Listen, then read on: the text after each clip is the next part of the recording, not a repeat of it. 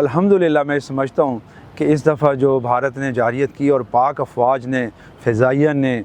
और हमारी नेवी ने जो उसको मुँह तोड़ जवाब दिया है, और इससे आवाम का हौसला भी बुलंद हुआ और ये मुल्क और कौम के लिए, हमारी सालमियत के लिए बहुत ज़रूरी था